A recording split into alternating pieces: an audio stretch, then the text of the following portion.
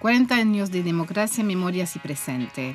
Ese ciclo fue creado por el Laboratorio de Antropología Aplicada de Aflaxo. En este ciclo vamos a presentar distintos episodios que marcaron nuestro retorno a la democracia y su desarrollo estos últimos 40 años. Bueno, en este 15 episodio vamos a abordar la crisis del campo, esa famosa crisis que produjo, o que muchos consideran produjo la grieta política en Argentina. Para eso estamos invitando a Julián Domínguez para conversar alrededor de todo esto y dejo a Máximo presentarlo. Sí, Julián, bueno, para presentarte hay muchos, de alguna manera, muchos cargos, o mucha es tu historia en términos políticos. Fuiste intendente, fuiste diputado nacional, fuiste ministro de Agricultura en 2 oportunidades, siempre peronista en términos de eso. Dejaremos que vos lo definas, cómo te sentís, pero una persona con pocos años, decía yo hace muy poco tiempo, y mucha experiencia. Un dirigente del interior de la provincia de Buenos Aires, de Chacabuco. Bueno, es un orgullo, un honor tenerte acá, la verdad está bueno, sos un pedazo de historia para nosotros en todo esto. Y la dijo Natalí, digo, para abordar de vuelta el tema de la crisis del campo, ¿no? ¿Cómo fue que ese 2008 vivido desde tus zapatos? Bueno, gracias. Flaxo siempre ha tenido la capacidad de interpelar con una visión social desde otra mirada. Y eso me parece que todos los trabajos de investigación aportan datos que la reflexión común no ve sobre el tema del campo. Primero, ¿qué es el campo en la Argentina? El campo. Es una gran pregunta, ¿no? Claro, ¿qué es el campo? Si uno piensa que el campo es un territorio físico con un patrón, se equivoca. El campo en la Argentina es la identidad constitutiva de este país. Es decir,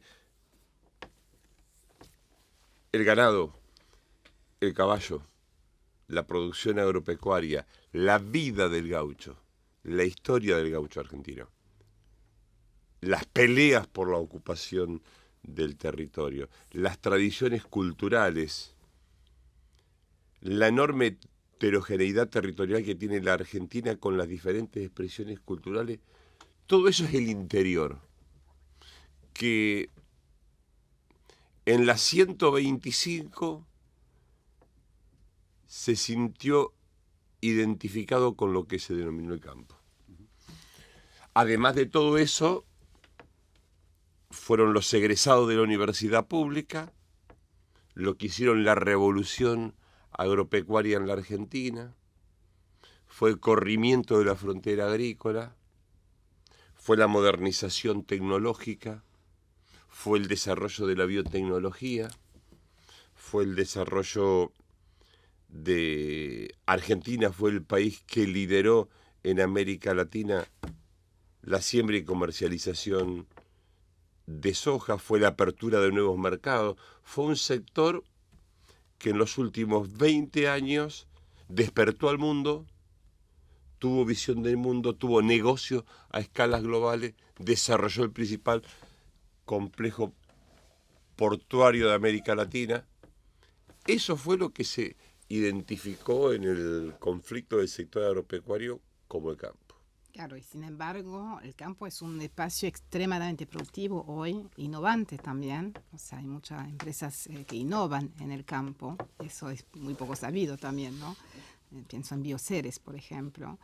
Entonces, a mí lo que me parece interesante un poco debatir es qué ocurrió en ese momento, ¿no? Esa falta de posibilidad de generar un diálogo con ese campo o que no se pudo expresar correctamente en el momento de tomar esa decisión en el contexto en el cual se la tomó, ¿no? En el 2008.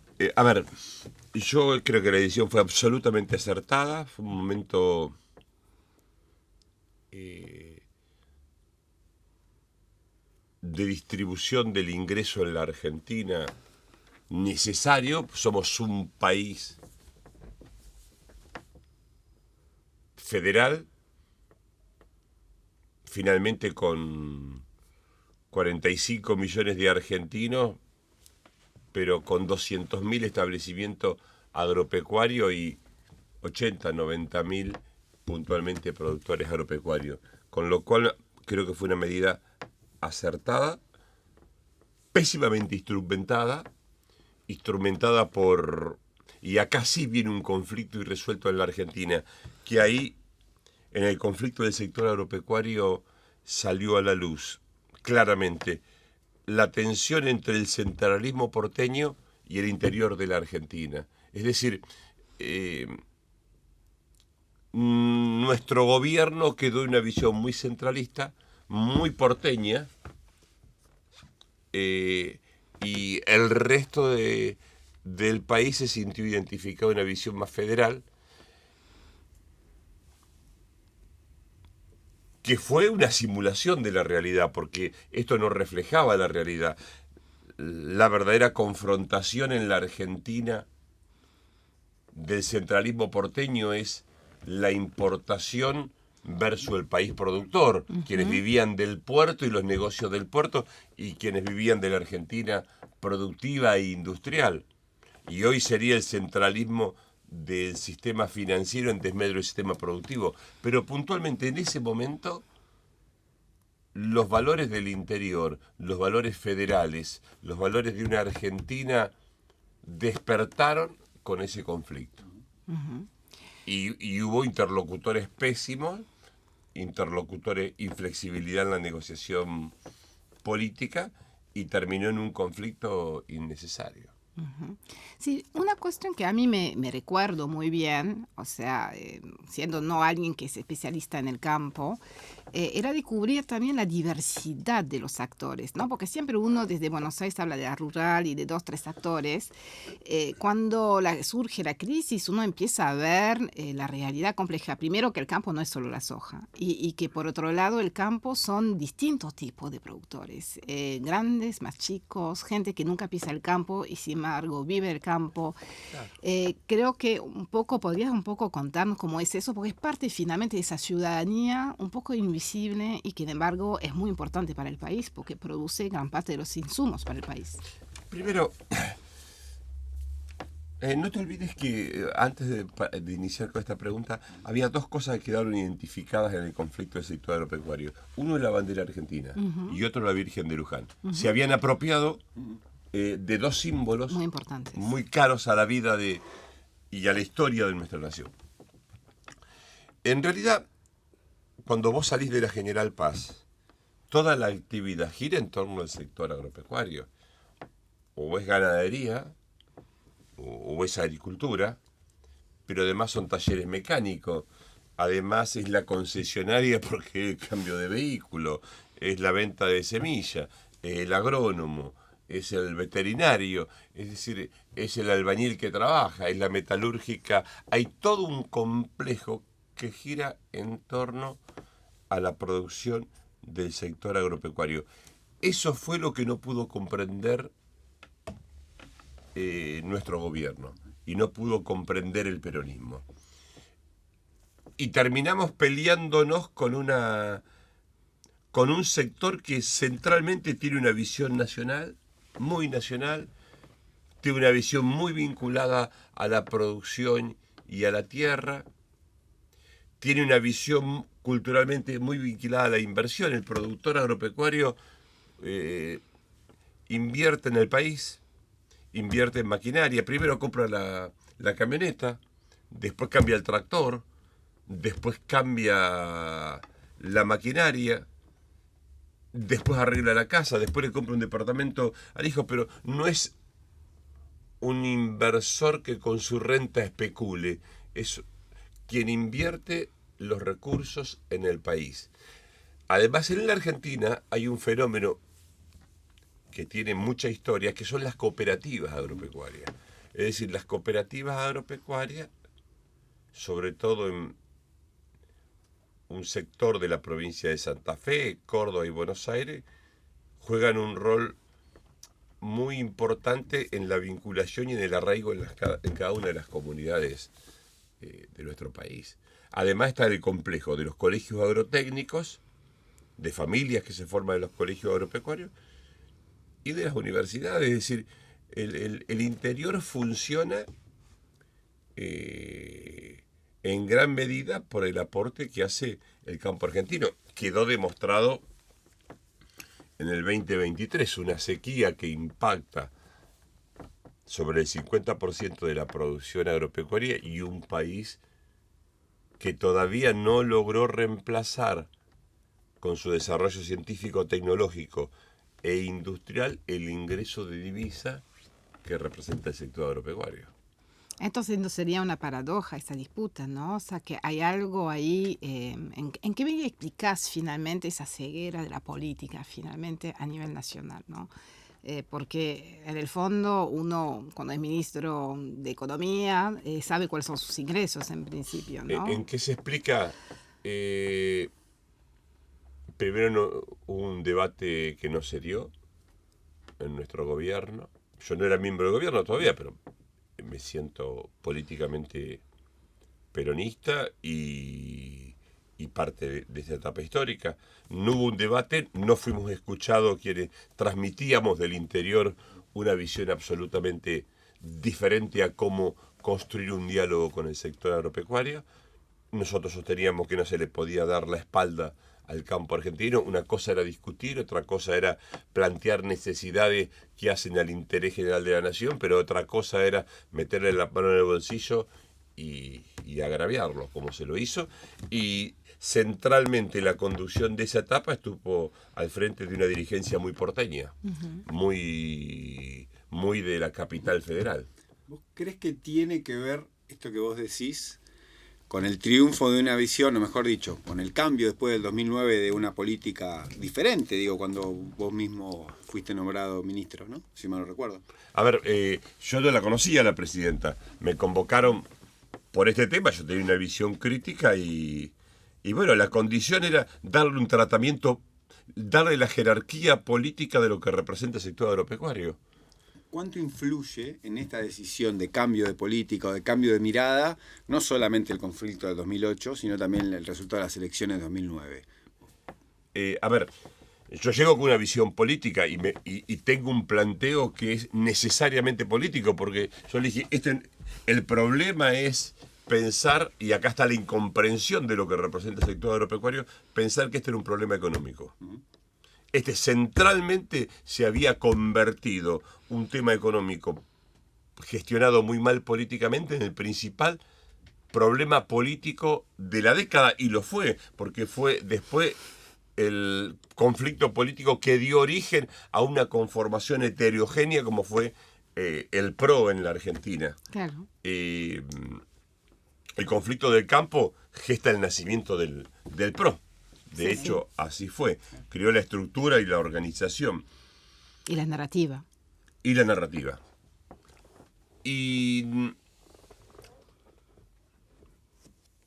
el darle un tratamiento político, la decisión y la comprensión de Cristina, que lo advierte como nadie lo advirtió, y da una respuesta política, porque crea el ministerio, y de hecho el primer secretario de Agricultura de ese ministerio es el decano de la Facultad de Agronomía, donde ahí se volvió a recalibrar los propósitos, los objetivos y el discurso. La condición que nosotros pusimos es que hablábamos solamente nosotros del sector. Y de hecho, al finalizar el 2011, cuando se presentan el Plan Estratégico Argentina 2010-2020, donde participan todas las universidades y las entidades, lo presenta la presidenta de entonces con la mesa de enlace presente, con la misma mesa de enlace que había estado en el conflicto. Eso demostró que estábamos ante un problema de naturaleza política, de incomprensión de los actores, de destrato, y que rápidamente se podía poner un horizonte y se pudo duplicar la producción como pasó en la década. ¿Crees que en ese sentido el gobierno en el periodo... Creo que tuvo incidencia en lo electoral, sin duda, sin duda en lo electoral tuvo incidencia. Creció el 10% el Producto Bruto Interno ese año, es cierto, producto de precios internacionales muy buenos, de una cosecha muy buena, veníamos de una sequía muy severa, pero también yo fui a la casa de cada uno de los dirigentes, a la casa, a buscarlo y a decirle que queríamos dialogar. Y yo te diría, casi con un espíritu de mandelización de esa etapa de la vida política. Salía al encuentro liberado de todo prejuicio. Les tocaba timbre simbólicamente en las casas decirle que la Argentina necesitaba dejar atrás el conflicto y necesitaba volver a dialogar. Esto causaba incomprensión, pero finalmente, enojo, incomprensión, mucho prejuicio, había algo que no podían resistir, que era la convocatoria de la política a dialogar. Sin embargo, termina, de alguna manera, se terminan generando bloques políticos a partir de la crisis de 2008 y específicamente después del 2009, que continúan hasta hoy, ¿no? Digamos, el parte dentro del mismo peronismo de la provincia de Buenos Aires, que es lo que quizás más conocés vos, pero a nivel nacional también, digamos, como que hubo un peronismo que se disgregó o que nunca más pudo volver a juntarse políticamente. Sí, hubo un peronismo que renunció a debatir política. Hubo un peronismo que le faltó un mayor proceso de democratización interna. Creo que no fue esa la causa. Quizá la causa fue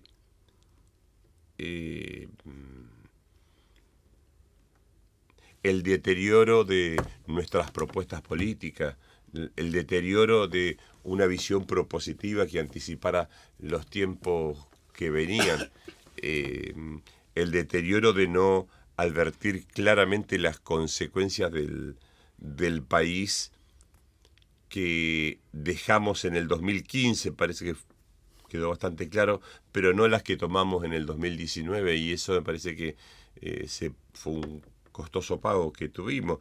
Y evidentemente, si queremos restituir la política como un valor movilizante que atraviese a los medios de comunicación, hay que volver a discutir el sentido de la política, hay que volver a construir el sentido de por qué militar, por qué tener una organización política que responda a las demandas de la sociedad. Creo que a la política le faltó discutir la política.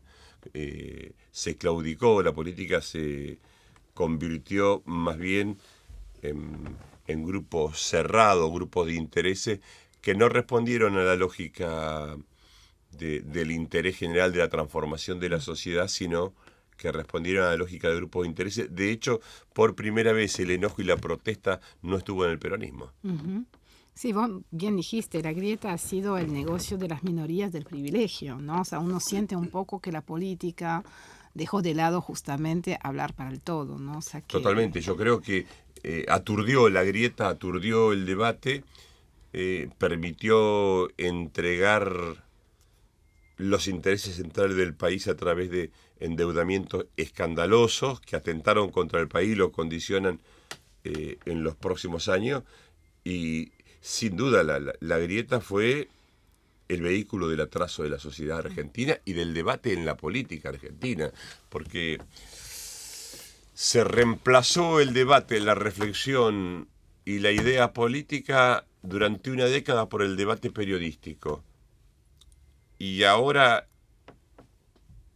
por el debate en las redes sociales. Bueno, la consecuencia de este proceso va a ser proporcional al deterioro en el cual se han construido la visión y las ideas. Me parece que hay que volver a los dirigentes políticos. Primero hay que recuperar la institución. No se puede construir un proceso democrático sin institucionalidad política. Y cuando requiere institucionalidad política, aunque parezca antiguo, si no tenemos partidos fuertes, con identidades políticas, con debate, con cuadro formado, bueno, las consecuencias son estas, no nos quejemos. El renunciar a la institucionalidad, el desvalorizar la institucionalidad de los partidos políticos, bueno, como consecuencia es esto, la conformación de grupos económicos descaradamente con intereses inconfesables que se expresan en la acción de gobierno. Hoy, si uno ve, es un conglomerado de negocios en desmedro de la política. ¿Quién tiene la culpa? Los cuadros de la política, que no hemos sabido crear los intereses. Claro, es una paradoja. La institucionalidad. ¿No? Porque justamente cuando surgió la crisis del campo, lo que me parecía muy interesante, incluso difundido por la prensa, era el surgimiento de todos esos actores que son muy locales, que uno ignora generalmente, ¿no? O sea, que al no ser que uno es parte de la vida local y la vida política local, que empezaron a ocupar un poco delante de la escena. ¿Por qué explicás que finalmente la política en general no logró cooptar eso, ¿no? Y hablo de todos, porque tampoco el PRO finalmente se ocupó mucho de ocupar ese espacio, ¿no? O sea, porque a nivel local hay mucha actividad política todavía. Yo creo que si hay algo que se conserva todavía a nivel local y que el peronismo de la provincia de Buenos Aires lo conserva es un nivel de institucionalidad importante y de cercanía con la gente. Esa cercanía se pierde en la superestructura.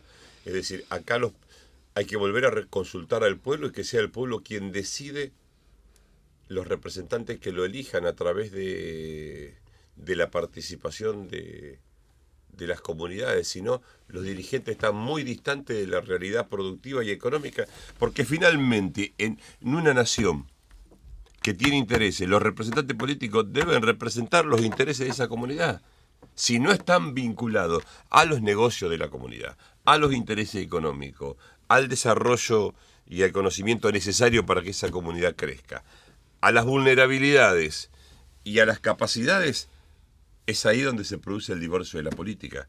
Por eso creo que las PASO han hecho mucho mal al sistema político, porque le quitó vida al instrumento que prevé la Constitución, que son los partidos políticos, le quitó debate y le quitó frescura a la representación territorial. Creo que hay que volver a... La Argentina, si quiere volver a tener un proceso de restitución de la política, debe volver a fortalecer la representación en los territorios. Dirigente con olor a pueblo, dirigente con olor a su territorio, con olor a la gente que representa. Hay mucha distancia. Yo, hablando de política, no puedo eludir preguntar por algo que fue un hecho simbólico también, que fue o que marcó parte de la crisis política, que fue el voto de Julio Cobos, vicepresidente en ese momento, como un voto no positivo, si mal no recuerdo. Exactamente. En términos de mirarlo en ese momento histórico, ¿cómo lo analizabas vos o cómo lo viste, cómo lo viviste vos en el 2008 estando fuera incluso del gobierno, como un dirigente político? Con dolor lo viví. Porque ahí nuevamente creo que la institucionalidad debe estar presente como cuerpo. Sobre todo porque apareció en la primera etapa como un tema de discusión de la distribución del ingreso. Entonces ahí me pareció que eso marcó la ruptura de la transversalidad. Me causó dolor el voto de Cobos a mí particularmente. Me causó mucho dolor. Independientemente de que se podría haber parlamentariamente esa discusión tenido otro cauce. Me parece que faltó ahí ductilidad política. Faltó embestir a los negociadores en la búsqueda de una solución. ¿Crees que fue, digamos, en términos de coalición, ¿no? Porque de alguna manera el gobierno 2007 era una coalición transversal. Exactamente. Y esto es ya una opinión personal casi a presente. ¿Qué opinas de las coaliciones, empezando de esa, en términos de gestionar el poder en Argentina? Si han tenido, específicamente de esa, si pudo gestionarse como coalición o si su problema no fue la transversalidad, sino que fue justamente la individualidad que ataca a la política desde últimos tiempos, digamos. Buena pregunta. Me surgen respuestas desordenadas, pero yo te voy a hablar del peronismo para después hablarte de las coaliciones. El problema es que los peronistas tienen vergüenza de identificarse como peronistas. Y ese es un primer problema. Creo que nuestros dirigentes deben reafirmar la identidad de lo que somos, de lo que pensamos y en lo que creemos. Uno ve muchos dirigentes avergonzados de nuestra propia identidad. En definitiva, porque no creen en quien es la fuente de representación inmanente de la legitimidad política, que es nuestro pueblo. Primer tema. Segundo tema, las coaliciones son condición necesaria de la democracia moderna. Y en democracias tan fraccionadas, va a ser aún mayor. Lo que hay que crear, debatir, discutir y acordar son los mecanismos institucionales para que todas esas coaliciones se sientan representadas, legítimamente representadas. Y si queremos dar un salto de consolidación del derecho de las mayorías, me parece que tenemos que crear un mecanismo que resuelva la institucionalidad y que le dé que lo diverso se sienta cómodo en un concepto más amplio de unidad. Yo no comparto los disparates que dijo el presidente electo de la dictadura de las mayorías. Las mayorías son las mayorías, ganes o pierdas, porque el único soberano es el pueblo. Si no nos arrogamos una representación que desde la caída de las monarquías el sistema democrático vino a resolver. Me parece que hay que volver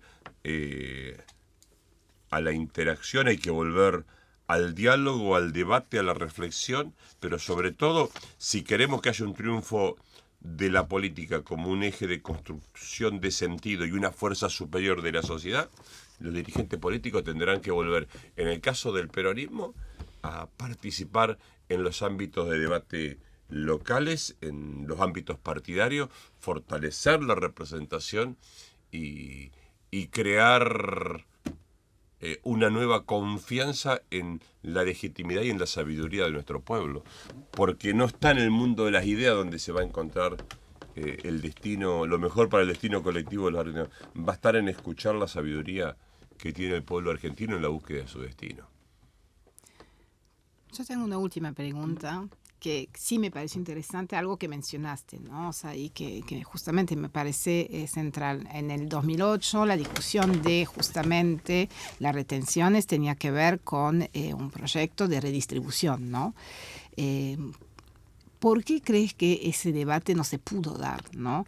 Porque está claro que el campo, al producir, digamos, al ser un actor tan importante en la vida económica, es parte, digamos, debería contribuir a la parte redistributiva, ¿no? ¿Qué falló ahí, no? O sea, ¿qué fue, o sea, que no fue entendido? Y también que tiene que ver con otra cuestión, ¿no? O sea, porque yo veía, digamos, grandes empresarios del campo, pero por otro lado se veía pequeños, digamos, productores que están, si a mí me retienen eso, no voy a poder finalmente enfrentar mis gastos, ¿no? Entonces, ¿qué fue que no se pudo ni trabajar ni reflexionar en ese término y permitió abrir justamente la narrativa de esa grieta que hasta hoy yo diría es parte de la dificultad que tenemos política como para hacer, digamos, un debate serio sobre ciertos, yo diría, puntos esenciales que hacen esencialmente a una comunidad, ¿no?, política? El primer dato de época fue que las minorías le hicieron creer a las mayorías que su negocio era el interés de las mayorías. Y esta fue la primera derrota de la política. Pero este concepto me parece que es central en la política argentina. Cuando los grupos minoritarios le hicieron creer a las mayorías que su negocio era también su interés. Esto me parece que es lo primero. Repetime la pregunta, por favor. Fue un poco larga. ¿Qué no permitió hacer, digamos, poner un acuerdo, incluso en la política, en términos de la discusión de la redistribución finalmente de ingresos, ¿no? Porque la idea, al menos inicial de la 125, era, de algún modo, en la medida que hay un nuevo campo productivo que está generando muchísimos ingresos, al menos que parte de ese ingreso vaya a la redistribución, digamos, colectiva. Yo tengo varias ideas, pero a mí me interesa saber que desde la política... Lo primero que te digo es esto. Eso. Es decir, las minorías le hicieron creer a las mayorías. Por eso Exacto. tuvo el acompañamiento social que tuvo. Lo segundo, porque hubo, para decirlo en forma elegante, un procedimiento inadecuado de la política para plantear este debate y para orientar. Faltó ductilidad y comprensión de frente a qué escenario se estaba negociando. Y tercero, los negociadores en la negociación no tuvieron la confianza que Cristina delegó en mí después del conflicto en la 125. Yo pude salir a negociar porque tuve la confianza y el respaldo pleno de la presidenta. Pleno. Cuando digo pleno, pleno. Quienes negociaron en ese momento no tuvieron. Hubo marcha y contramarcha. Yo le proponía, la presidenta indicaba, debatíamos, discutíamos, pero la única voz y el único interlocutor desde el momento que yo asumo, con muchas dificultades, pero el único interlocutor, definidas las competencias, era yo. No había marcha y contramarcha. Es decir, había una sola... tuve mucha tensión con el secretario de Comercio Interior, con Moreno.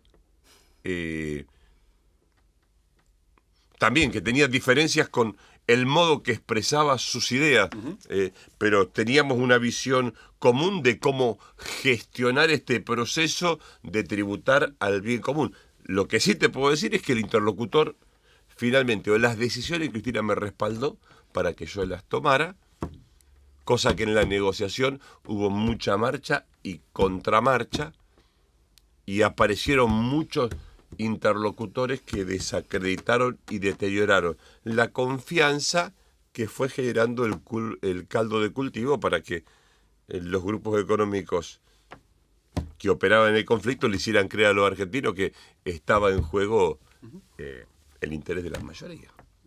Mi última, entonces, como por lo menos lo que venís contando, viendo la política como un espacio de generación de consensos, ¿no? Digo, un poco como vos venís comentando en términos de diálogo, de apertura, de generar consenso. También de disputa de intereses, ¿eh? Sí. Es decir, centralmente la política es un espacio de disputa de intereses, pero obviamente cuando vos no sos el poder económico, cuando tenés la parte más débil, te queda la sabiduría de la política, el convencimiento. El problema es que los dirigentes políticos renunciaron a convencer al otro. Y esto es un problema de la política argentina. Todo es la inmediatez. Bueno, hacia ahí va un poco la pregunta. ¿Cuál es el desafío más grande y el cambio más grande que ha sufrido la política en tu propia experiencia, después de 40 años de política? Bueno, yo creo que hay un tema ahí en la dirigencia política de deterioro de reflexión, de formación, de debate, de visión. Los dirigentes políticos tienen la exigencia intelectual, espiritual y de visión global diferente al resto de la sociedad. En un mundo en cambio, en el siglo del conocimiento, hay que estar mirando al mundo, articulando los intereses y también gestando las condiciones para liderar un proceso de crecimiento y de progreso.